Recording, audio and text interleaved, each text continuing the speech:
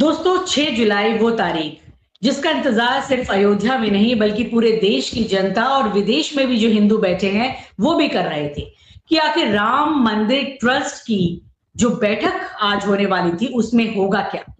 जिन पर शक की सुई घूम रही है, क्या उनका इस्तीफा होगा, क्या उन्हें मंदिर समिति से बाहर निकाला जाएगा, क्या सभी सवालों के जवाब मिलेंगे। राम मंदिर में हुई इतनी बड़ी चोरी का क्या भक्तों को कोई जवाब मिल पाएगा कि आखिर इसका दोषी कौन है और जो भी दोषी है क्या उसको सजा मिलेगी। मीटिंग तो हुई और मीटिंग में 2 इस्तीफे भी हुए।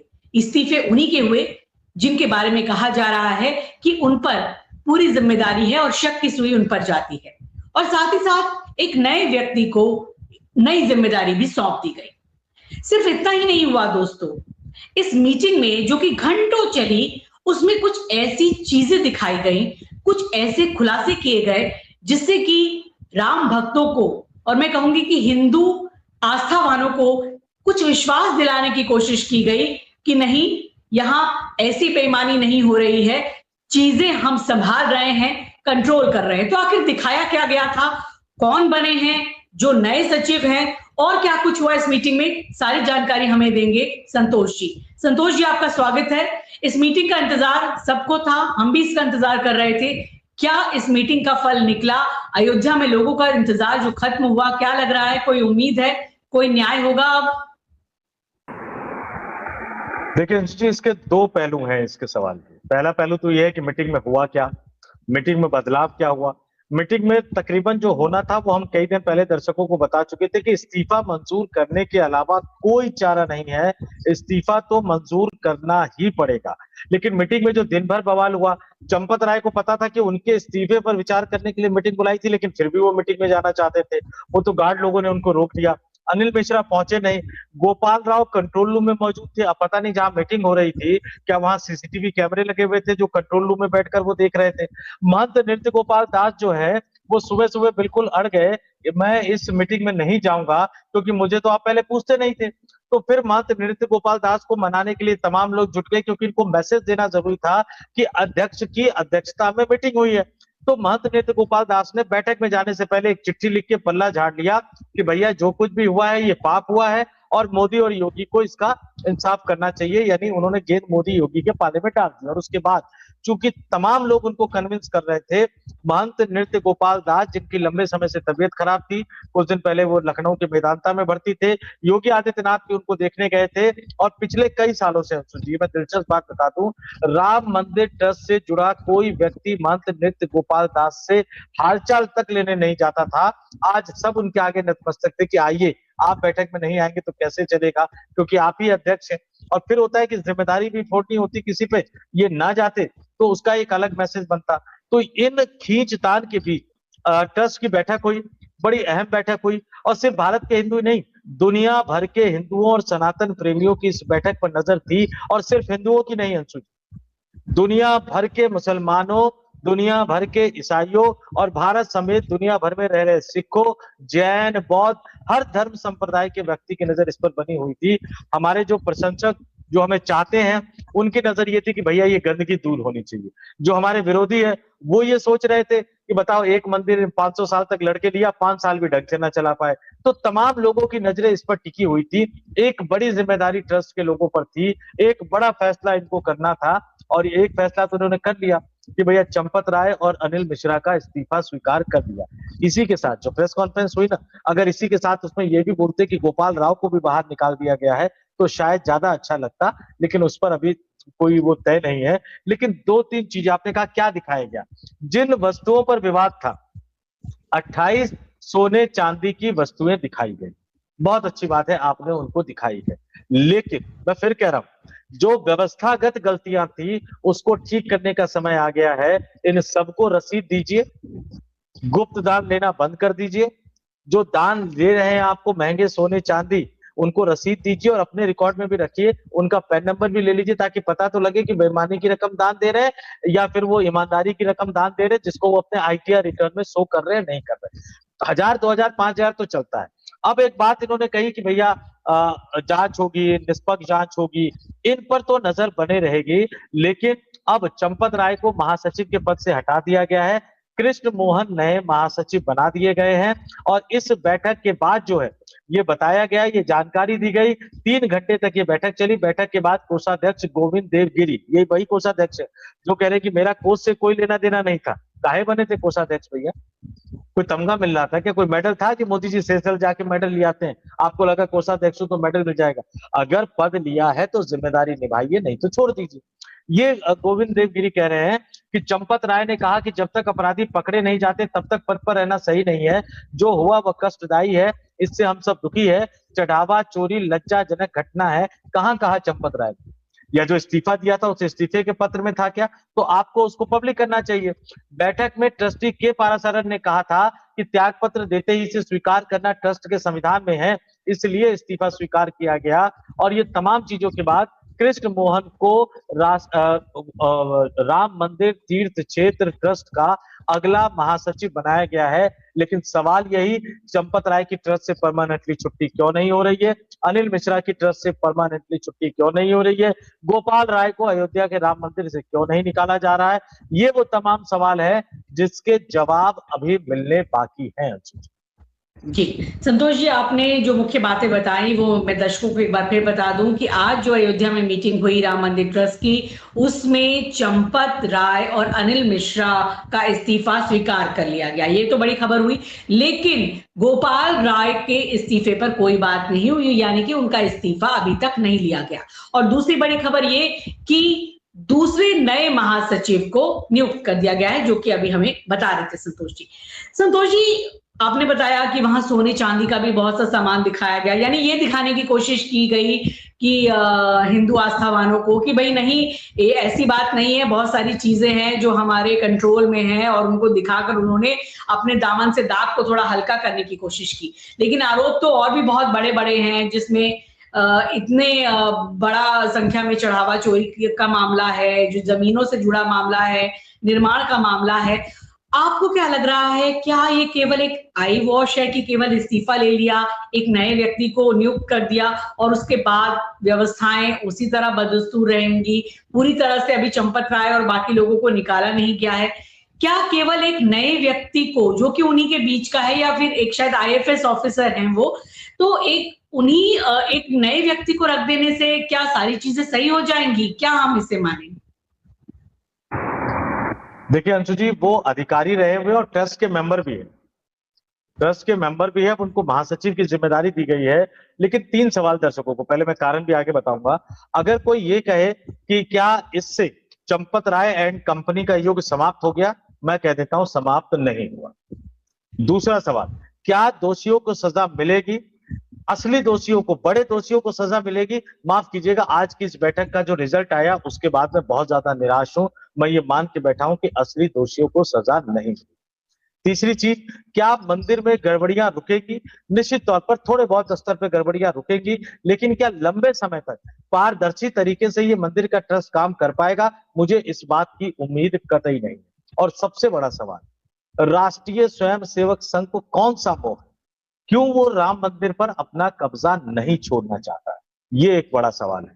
क्यों वो राम मंदिर को अपने कब्जे में रखना चाहता है? ट्रांसपेरेंसी, पारदर्शिता, उत्तरदायित्व, जिम्मेदारी और इसको आरटीआई के दायरे में लाने की बात क्यों नहीं कही जा रही? ये सबसे बड़ी बात है। ट्रस्ट की मीटिंग के मिनट्स, यानी इसके डिटेल जो है वो पब्लिक करने चाहिए कि जब सीईओ की बात उठी, जब संवैधानिक कानूनी जामा पहनाने की बात उठी, तो ट्रस्ट के कौन कौन से सदस्यों ने विरोध किया। और मैं ये क्यों कह रहा हूं, जरा वो भी दर्शकों के सामने रख देता हूं। ये दर्शकों के लिए जानना बहुत जरूरी है। ये कृष्ण मोहन साहब कौन है? कृष्ण मोहन साहब ट्रस्ट के मेंबर है, और ये वही मेंबर है जिनकी शिकायत पर एफआईआर दर्ज की गई।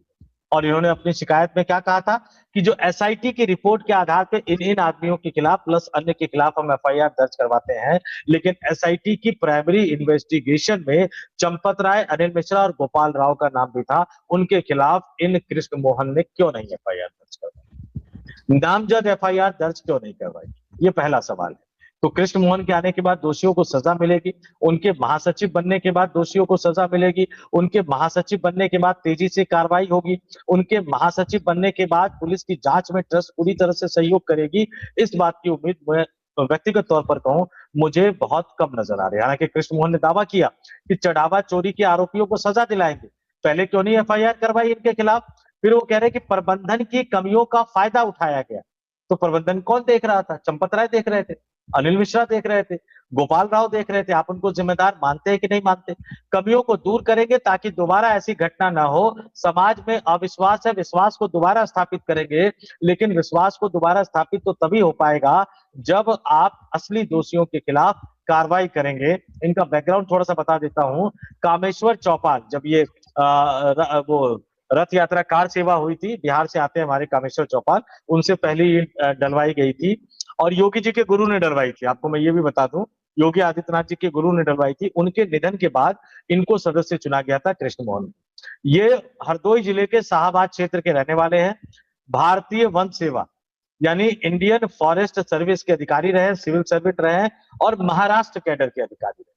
ये भी जरा ध्यान दीजिएगा, क्योंकि बड़ा कहा जा रहा है आरएसएस का महाराष्ट्र और ये सब चीजें कही जा रही है। लखनऊ विश्वविद्यालय से इन्होंने पढ़ाई की है। 1978 में इनका भारतीय वन सेवा में चयन हुआ था, लेकिन उसके बाद देखिए अंशु जी, मुझे एक चीज बड़ा अजीब लगता है। आप अधिकारी होकर आरएसएस से जुड़े हैं, आप पत्रकार होकर आरएसएस के चरण चुंबक बने हुए हैं, आप जो काम करते हैं उसी पेशे को ईमानदारी से नहीं निभाते हैं, इसलिए आप पे कई बार सवाल उठते हैं। अब इनके बारे में कहा जाता है कि नागपुर में तैनाती के दौरान ये राष्ट्रीय स्वयंसेवक संघ से प्रभावित हो गए थे। दैनिक भास्कर तो कह रहा है कि जुड़ गए थे और संघ में नगर, जिला, प्रांत और क्षेत्रीय संघ चालक जैसी महत्वपूर्ण जिम्मेदारियां निभा चुके हैं। और 2012 में ये सेवानिवृत्ति के बाद हरदोई लौटे और समाज सेवा से जुड़ गए। ये तमाम चीजें कह रहे हैं।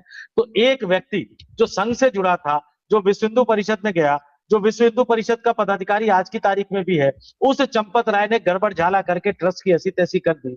राम मंदिर पे कई तरह के सवाल उठे और वही राष्ट्रीय स्वयंसेवक संघ उस ट्रस्ट को दूसरे को सौंपने की बजाय, जिन्होंने संघर्ष किया, साधु संत सन्यासी, उनको सौंपने की बजाय अब कृष्ण मोहन ने क्या संघर्ष किया है राम मंदिर बनाने की?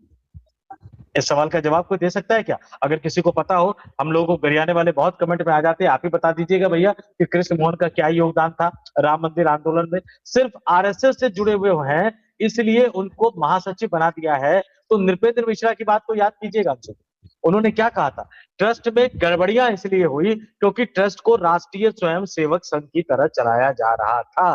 तो राष्ट्रीय स्वयंसेवक संघ से आने वाले कृष्ण मोहन भी इसको राष्ट्रीय स्वयंसेवक संघ की तरह चलाएंगे। तो जो कमियां हैं, जो गड़बड़ियां हैं, वो दूर कैसे होगी, कैसे वो सजा दिलवाएंगे?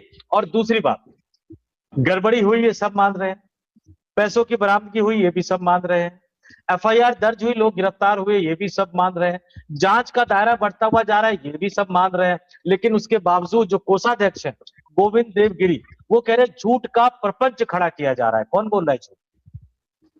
क्या नृपेंद्र मिश्रा ने झूठ कहा कि डकैती हो रही है? क्या ब्रिजभूषण शरण सिंह झूठ बोल रहे हैं जो कह रहे हैं कि मुझे पहले दिन से पता था गड़बड़ी हो रही है इसलिए मैं अयोध्या नहीं गया? क्या विनय कटियार, चलिए विनय कटियार को तो आलोक कुमार ने कह दिया कि उनकी मानसिक स्थिति अच्छी नहीं है, हालांकि इस तरह के शब्दों का इस्तेमाल नहीं करना चाहिए, लेकिन उन्होंने एक बड़ी देश की मशहूर एंकराइन को इंटरव्यू देते हुए इस तरह के शब्दों का इस्तेमाल किया। चलिए मान लिया, लेकिन बाकी लोग क्या झूठ बोल रहे हैं? और ये गोविंद देव कह रहे हैं कि अपराधियों को दंड मिलेगा, हमें न्यायालय पर विश्वास है। अरे न्यायालय पर विश्वास होता तो पहले दिन एफआईआर दर्ज करवाते। न्यायालय पर विश्वास होता तो आप ये कोषाध्यक्ष की जिम्मेदारी घूमकर देश देश भर में कथा ना बांच रहे होते, अपनी जिम्मेदारी निभाते जो आपको जिम्मेदारी दी गई। फिर कह रहे हैं कि राम भक्तों का आभार व्यक्त करता हूं, अगर किसी को कोई शिकायत है तो कार्यालय में आकर मिले, हम सभी सवालों का उत्तर देंगे। सभी सवालों के उत्तर देते चंपत राय साहब, तो वो जो पूर्व आईएएस अधिकारी रहे उनको बाहर आकर ये साफ ना कहना पड़ता। फिर वो कह रहे हैं कि हल्ला मचाने वालों का, मैं ये नीयत बता रहा हूं उनकी। फिर गोविंद देव गिरी कह रहे हैं कि हल्ला मचाने वालों का इरादा पाक साफ नहीं है। अगर ये हल्ला मचाने वाले ना होते अंशु जी, तो क्या आप कार्रवाई करते? क्या चंपत राय को इस्तीफा देना पड़ता? क्या अनिल मिश्रा को इस्तीफा देना पड़ता? इन हल्ला बचाने वालों ने भगवान राम का काम किया है। और माफ कीजिएगा, अगर लोक के बाद कोई परलोक होता है जो हमारे हिंदू धर्म में माना जाता है, तो वहां ये भगवान राम की सामने सबसे आगे खड़े नजर आएंगे, क्योंकि इन्होंने भगवान राम की मान मर्यादा और प्रतिष्ठा को बचाने के लिए संघर्ष किया है। आप लोग पीछे खड़े नजर आओगे क्योंकि आप लोग इसको दबाने की कार्रवाई कर रहे थे। अगर पहले ही चंपत राय एफआईआर करवा देते और इस्तीफा दे देते तो शायद इतना बवाल न मचता। हमें और इस देश के हिंदुओं को भरोसा होता कि हाँ भाई गड़बड़ी आई तो चंपत राय ने तुरंत इस्तीफा दे दिया, अब स्वतंत्र एवं निष्पक्ष जांच होगी। आपने उस तरह का माहौल ही नहीं रहने दिया। मोहन भागवत भाग रहे हैं, सवाल उनसे पूछा जा रहा है और राम राम करके भाग रहे हैं। इतना डर किस बात का? एक अपने आदमी को हटाया आपने चंपत राय को, दूसरे अपने आदमी को ला दिया। अब गोविंद देव गिरी ने ये भी कहा कि हमारा काम पूरी पारदर्शिता रखना है। तो क्यों नहीं आपने इसी मीटिंग में तय किया कि सरकार को आप लिखे कि इस ट्रस्ट का संविधान बदल, ट्रस्ट का कानून बदल के हमें आरटीआई के दायरे में लाया जाए। अब ये कह रहे कि 22 जुलाई को फिर से बैठेंगे, तब तक एसआईटी की फाइनल रिपोर्ट आ जाएगी। चोरी तो चोरी है, छिपे हुए अपराधी खोजे जाएंगे, एसआईटी अपना काम कर रही है, तमाम चीजें वो कह रहे हैं कि वो कह रहे हैं कि चढ़ावा चोरी की घटना से चंपत राय को वेदना हुई है। भगवान, इससे बड़ा झूठ नहीं हो सकता कि चंपत राय को वेदना हुई तो पहले इस्तीफा देकर वो अलग हो जाते, तमाम चीजें करते। उन्हीं के करीबी लोगों पर तो आरोप लग रहे हैं, लेकिन आप लखनऊ से लेकर दिल्ली और नागपुर तक फोन घुमाते रहे, क्यों? अगर आपको वेदना हुई, अगर आपको चिंता हुई, अगर आपका दिल दुखा, तो आप अपनी कुर्सी बचाने के लिए जो नागपुर वाले को फोन कर रहे थे, उससे बढ़िया दिल्ली वाले में भी जो फोन कर रहे थे, उससे बढ़िया आप दिल्ली वाले या लखनऊ वाले से चलिए, आपकी बातचीत हो सकता है ना होती हो, दिल्ली वाले प्रधानमंत्री को फोन करते कि सर इसकी सीबीआई जांच का आदेश दीजिए और मैं अपना इस्तीफा देता हूं लाल कृष्ण आडवाणी की तरह। जब तक मैं पाक साफ नहीं हो जाऊंगा तब तक इस मंदिर प्रांगण में तो छोड़िए, मैं अयोध्या की धरती पर कदम नहीं रखूंगा। लेकिन आपने ऐसा कुछ नहीं किया। तो बाकी देश की जनता जनार्दन मालिक है, उस जनता जनार्दन को तो सब कुछ समझ में आ रहा है। मैंने पहले ही कहा था शिव जी, अंशु जी, बहुत दिन पहले कि इस्तीफा तो देना पड़ेगा, और आज मैं डंके की चोट पर यह कह रहा हूं कि ये तीनों लोग गिरफ्तार होंगे, 101% गिरफ्तार होंगे। बस दो चीज का इंतजार है कि क्या ये गिरफ्तार उन धाराओं में होंगे जिसमें सख्त सजा मिलेगी, या इनको गिरफ्तार उन धाराओं में किया जाएगा जिससे इनको जल्द जमानत मिल जाएगी। दूसरा सवाल, इनको गिरफ्तार योगी आदित्यनाथ की यूपी पुलिस करेगी या फिर नरेंद्र मोदी की सीबीआई करेगी। तीसरा सवाल, ये जो जांच होगी क्या ये हाईकोर्ट या सुप्रीम कोर्ट के रिटायर्ड या वर्तमान जज की अध्यक्षता में होगी या फिर इसको अधिकारी ही जांच करेंगे। और चौथा सवाल, क्या ट्रस्ट में पारदर्शिता लाने के लिए कदम उठाए जाएंगे या सिर्फ ये हमारे आपके हिंदुओं के और सनातनियों के आंख में धूल झोंकने का एक प्रयास है और 2 महीने 4 महीने बाद सब कुछ वैसा ही चलता हुआ नजर आएगा। ये 4 बड़े सवाल है जिसका जवाब मिलना बहुत जरूरी है। जी बिल्कुल संतोष जी, आपने बहुत ही बड़े सवाल उठाए हैं, क्योंकि आज की जो मीटिंग हुई है उसमें भी लग रहा है कि लीपापोती ही ज्यादा हुई है। आप ये देखिए कि लगभग 1 महीना हो गया इस मामले को खुले हुए, यही 6-7 तारीख को इस चोरी का मामला उठा था, उसके बाद कार्रवाई शुरू हुई थी, यानी 1 महीना तो लग गया केवल इस्तीफा लेने में चंपत राय और अनिल मिश्रा का। और उस इस्तीफे को इतना बड़ा करके दिखाया जा रहा है कि न जाने कैसी कार्रवाई हो गई। अरे भाई, ना आपने उनको पूरी तरह मंदिर ट्रस्ट से अलग किया, ना चीजों को आमूल-चूल बदला, ना तो ट्रस्ट को भंग किया। ये तो वही वाली बात हो गई कि भाई चोरों के एक गिरोह ने किसी गांव में एक बड़ी डकैती की, और डकैती करने के बाद जब वो पकड़े गए तो भाई कैसे चोरी का खुलासा हो, तो उन्होंने लोगों से कहा कि हम ही पंचायत लगा लेते हैं और हम ही अपने में से चोर खोज के आपको बता देते हैं। तो ये तो वही हुआ कि जिन पर आरोप है मंदिर ट्रस्ट पर, उन्होंने ही पंचायत लगाई, वही पंचायत लगा के बता रहे हैं कि क्या है पूरा मामला है। अब चोर कैसे पता चलेगा जब चोरों की ही पंचायत है? तो बात तो तब सही होती है कि जब ट्रस्ट को भंग किया जाता, पूरा मामला या तो सीबीआई के पास जाता या केंद्रीय एजेंसियों के पास जाता। और मैं तो ये कहूंगी कि एक न्यायिक जांच होनी चाहिए, क्योंकि यहां पर भी तो बीजेपी की ही सरकार है उत्तर प्रदेश में, और वही एसआईटी की जांच है। तो आप कैसे कह सकते हैं कि इसमें निष्पक्ष जांच हो सकेगी? निष्पक्ष जांच तभी हो सकेगी जब आप सेंट्रल एजेंसीज को लगाएं, या फिर आप सुप्रीम कोर्ट की निगरानी में कोई न्यायिक जांच हो जिसमें सुप्रीम कोर्ट के कोई जज या रिटायर्ड जज शामिल हो, तब लोगों को लगेगा, भरोसा होगा कि वाकई इसमें कोई जांच हो रही है। ऐसा कुछ हुआ नहीं है। तो जैसे आप कह रहे हैं कि सही दोषी बड़े मगरमच्छ शायद कभी पकड़ में नहीं आए, तो यानी ना ट्रस्ट को भंग किया गया, केवल एक व्यक्ति को बदल दिया गया, यानी एक मोहरे को इधर से उधर उठाकर रख दिया गया। अंशु जी, अंशु जी 2-4 चीजें हैं जो ट्रस्ट ने कहा है। एक तो ट्रस्ट ने कहा है कि उनको दान के जरिए 3,264 करोड़ रुपए मिले थे, 3,264 करोड़ रुपए, और इनमें से 2,370 करोड़ रुपए मंदिर निर्माण और अन्य कार्यों पर खर्च किए जा चुके हैं। लेकिन ये सफाई नहीं दी कि जो 40% कमीशन की बात कही गई थी निर्माण में, जो पत्थर वाले जो आरोप लगा रहे कि कई गुना कीमत पर खरीदा गया, जो फूल प्रसाद और बाकी व्यवस्था, उनकी जांच का कोई उसके बारे में कुछ नहीं कहा गया। फिर कहा गया कि ट्रस्ट की स्थापना से लेकर 31 मार्च 2026 तक श्रद्धालुओं से 582 करोड़ रुपए की चढ़ावा राशि प्राप्त हुई। इसमें से 391 करोड़ रुपए ट्रस्ट के संचालन और अन्य खर्चों पर खर्च किए गए।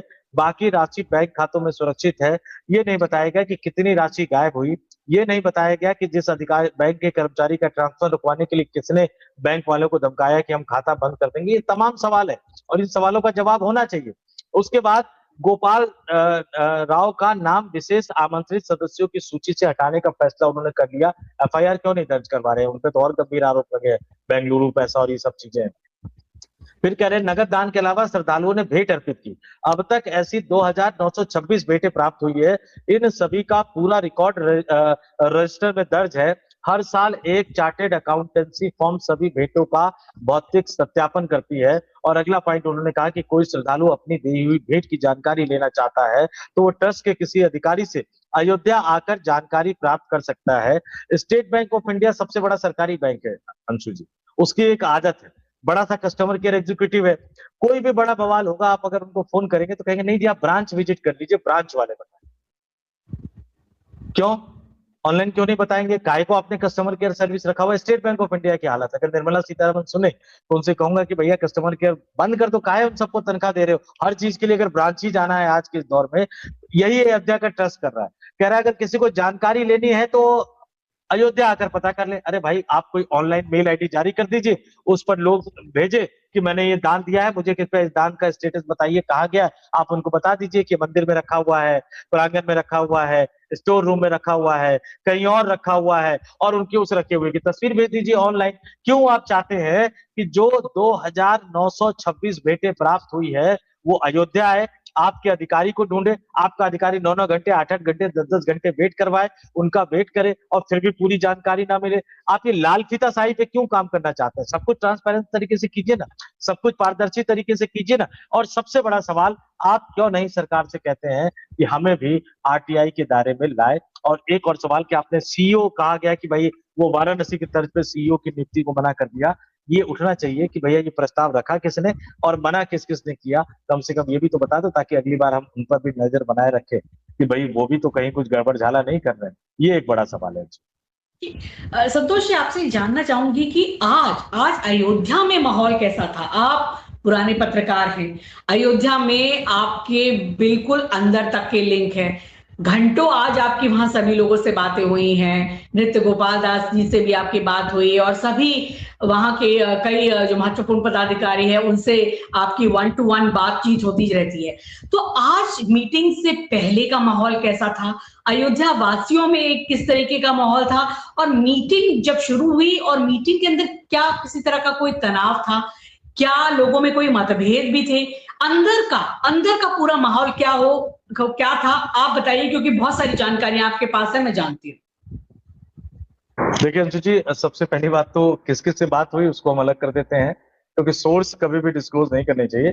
3-4 चीजें लेकिन मैं स्पष्ट तौर पर कहता हूं कि जितने ट्रस्ट के सदस्य हैं, 1-2 सदस्य उसमें इस बात से आहत थे कि पहले उनकी कभी चली नहीं, कभी उनको बुलाया नहीं गया, कभी उनसे पूछा नहीं गया और अब फंस गए तो उनके ऊपर ठीकरा फोड़ने की तैयारी की जा रही है। वो इस बात से बिल्कुल सहमत नहीं थे और जो भी किंतु परंतु बचाने की कि किसी तरह से बचा लिया जाए, ये आरएसएस की इज्जत का सवाल है, विश्व हिंदू परिषद की इज्जत का सवाल है। तो ये भी कहा गया कि भाई साधु संत और सन्यासियों की इज्जत का क्या, जिन्होंने लड़ाइयां लड़ी, आपको आरएसएस की इज्जत की पड़ी हुई है। लेकिन फिर भी प्रेशर बहुत ज्यादा था, इसलिए आरएसएस के ही जो जिनका पूरा चिट्ठी पत्री हमने रख दिया कृष्ण मोहन साहब का, उनको महासचिव की जिम्मेदारी दी गई है। लेकिन शायद अब रेगुलर आधार पर, चूंकि मैंने पिछले वाले शो में भी कहा था कि 1 महीने 2 महीने पे मीटिंग होनी चाहिए, तो शायद उस तरह की मीटिंग की व्यवस्था एक तरह से की जाएगी। एक बड़ा अच्छा मसला आया, इससे पहले हमने शो किया है, अखिलेश यादव ने धमकाया निशिकांत दुबे को, मोदी साहब के सांसद को। उसमें जो मेरी बात हुई, इनसे बात हुई नहीं कहना चाहूंगा, लेकिन जो टिन्नू यादव जिनसे बात करने की बात कही जा रही है, उनके मोबाइल का पूरा रिकॉर्ड एसआईटी ने खंगाल लिया और उसमें एक भी नंबर अखिलेश यादव का नहीं। तो यानी वो जो फर्जी पाना पहनाया जा रहा है, अगर उसमें नंबर अखिलेश यादव का होता अंशु जी, तो अब तक वो कॉल रिकॉर्ड की डिटेल मीडिया में लीक हो चुकी होती। तो अखिलेश यादव का कोई लिंक निकलकर सामने नहीं आया है। हालांकि उन्होंने चेतावनी दी कि 10 मिनट में निशिकांत दुबे पोस्ट डिलीट करे, नहीं तो वो एफआईआर करवाएंगे। अब एफआईआर सिर्फ निशिकांत दुबे के खिलाफ करवाएंगे या पूरा का पूरा भाजपा का इकोसिस्टम जो झूठ परोसता रहता है, क्योंकि देखिए उस नैरेटिव पे भी कंट्रोल करना बहुत जरूरी है। एक नैरेटिव फैला था अखिलेश यादव को लेकर थप्पड़ वाला, बाद में कहा गया नहीं वो तो हमने नैरेटिव फैलाने के लिए कहा था। जवाहरलाल नेहरू के बारे में क्या क्या कहा जाता है, इंदिरा गांधी के बारे में क्या क्या कहा जाता है, किस तरह से उनके कैरेक्टर पर एक तरह से लांछन लगाया जाता है। और ये पूरी फैक्ट्री है जो इन झूठे खबरों को फैलाती है, जिसका एक नामकरण हम लोगों ने कर रखा है व्हाट्सएप यूनिवर्सिटी। उस यूनिवर्सिटी पर लगाम लगाना, अगर अखिलेश यादव थोड़ी सी मेहनत करेंगे तो उस यूनिवर्सिटी पर वो लगाम लगा पाएंगे। एक बात तय मानकर चल लीजिए कि मीटिंग में जो बवाल हुआ, जो हंगामा हुआ, वो शायद इससे पहले कभी नहीं हुआ। लेकिन अब जैसे कुछ लोगों से मेरी बात हुई, मैंने कहा कि भैया चंपत राय को तो आपने सुप्रीम पावर बनने दिया, वो नहीं बुलाते थे, वो आपसे पूछते नहीं थे, क्यों? आप पावरफुल थे कि वो पावरफुल थे?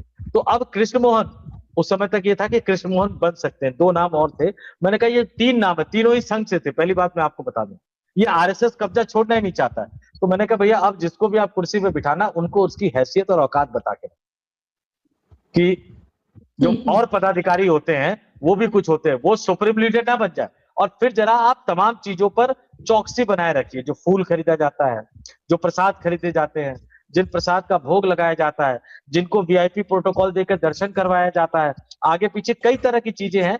बहुत सारी ऐसी चीजें हैं अंशु जी जिसको हम पब्लिकली नहीं कह सकते, लेकिन दर्शकों को पता है, अयोध्या के बहुत सारे लोगों को पता है, अधिकारियों को पता है, मुख्यमंत्री, प्रधानमंत्री, इन सबको पता है। देखते आने वाले दिनों में क्या होगा। बाकी जनता से जरूर कहेंगे, अपने दर्शकों से आप कमेंट करके जरूर बताइएगा कि आपको लगता है कि अब ये गंदगी साफ हो पाएगी या कुछ दिनों की शांति के बाद फिर से वही बवाल। जैसे कहते हैं ना कि गंगा नदी की सफाई, यमुना नदी की सफाई, जब वीआईपी को जाना होता है तो उसमें गिरने वाले जो नाले होते हैं वो सबको रोक दिया जाता है, और जैसे ही वीआईपी चले गए वो फिर वही हालत गंगा नदी की, वही हालत यमुना नदी की हो जाती है। कहीं वही हालत तो हमारे आराध्य भगवान श्री राम के मंदिर की तो नहीं हो जाएगी? जी बिल्कुल, बात आपने अखिलेश यादव की भी उठाई थी। तो अखिलेश यादव ने आज लखनऊ में इसी मसले पर एक प्रेस कॉन्फ्रेंस भी की और उन्होंने ये कहा कि राम मंदिर में चंदा चोरी चढ़ावा का ये गिरोह है और इस गिरोह को अब केवल जन आक्रोश का डर है। जन आक्रोश का डर है, वो जनता के आक्रोश से डर रहे हैं। ये बड़ी बात उन्होंने कही। बात ये भी सही है, लेकिन यही एक सवाल जो है वो अब रह के उठ रहा है कि क्या वाकई जन आक्रोश, जो एक गुस्सा है कि राम के नाम को आपने धूमिल किया, मर्यादा पुरुषोत्तम राम के नाम को आपने, उनके नाम को बट्टा लगाया, चोरी की, उनके नाम को बदनाम किया, ये जनता नहीं सहन कर पा रही है, हिंदू धर्म को मानने वाले सहन नहीं कर पा रहे। तो क्या आज की जो एक कार्रवाई हुई उससे उनको कोई सुकून मिला होगा या दिल को राहत मिली होगी कि कोई कार्रवाई हुई? ये हम दर्शकों पर छोड़ते हैं। क्या जो आज की कार्रवाई हुई आप उसे पर्याप्त मानते हैं, आप उससे संतुष्ट हैं? आपको लगता है कि बस 2 इस्तीफे हो गए और नया महासचिव बन गया ट्रस्ट का तो सब कुछ ठीक हो जाएगा? आप कमेंट करके हमें बताइए। और आपको अगर लगता है इस पर आगे और क्या कार्रवाई होनी चाहिए वो भी आप हमें लिखकर बताइए। फिलहाल इस चर्चा में अभी के लिए बस इतना ही। आप इस चैनल को जरूर सब्सक्राइब कर लें और वीडियो पसंद आया तो अपने दोस्तों के साथ जरूर शेयर करें। नमस्कार। नमस्कार।